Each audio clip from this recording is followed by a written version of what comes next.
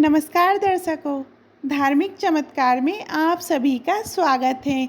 और आज हम आप सभी को गंगा दशहरे की व्रत कथा सुनाने वाले हैं।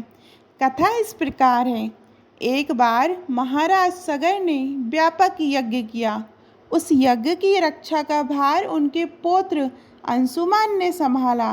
इंद्र ने सगर के यज्ञीय अश्व का अपहरण कर लिया। ये यज्ञ के लिए विघ्न था। परिणाम था अंशुमान ने सगर की 60,000 प्रजा लेकर अश्व को खोजना शुरू कर दिया। सारा भूमंडल खोज लिया पर अश्व नहीं मिला। फिर अश्व को पाताल लोक में खोजने के लिए पृथ्वी को खोदा गया। खुदाई पर उन्होंने देखा कि साक्षात भगवान महर्षि कपिल के रूप में तपस्या कर रहे हैं। उन्हीं के पास महाराज सगर का अश्व घास चर रहा है। प्रजा उन्हें देखकर जोर जोर से चोर चोर चिल्लाने लगी। महर्षि कपिल की समाधि टूट गई। ज्यों ही महर्षि ने अपने आग्नेय नेत्र खोले, त्यों ही सारी प्रजा भस्म हो गई। इन मृत लोगों के उद्धार के लिए ही महाराज दिलीप के पुत्र भगीरथ ने कठोर तप किया था। भगीरथ के तप से प्रसन्न होकर ब्रह्मा जी ने उनसे वर मांगने को कहा, तो भगीरथ ने गंगा की मांग की। इस पर ब्रह्मा जी ने कहा, राजन, तुम गंगा का पृथ्वी पर अवतरण तो चाहते हो, परंतु क्या तुमने पृथ्वी से पूछा है कि वह गंगा के भार तथा वेग को संभाल पाएगी? मेरा विचार है कि गंगा के वेग को संभालने की शक्ति केवल भगवान शंकर में है। इसलिए उचित ये होगा कि गंगा का भार एवं वेग संभालने के लिए भगवान शिव का अनुग्रह प्राप्त कर लिया जाए। महाराज भगीरथ ने वैसे ही किया।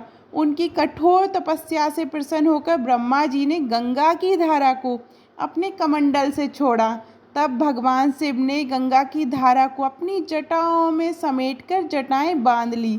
इसका परिणाम ये हुआ कि गंगा की जटाओं से बाहर निकलने का पथ नहीं मिल सका।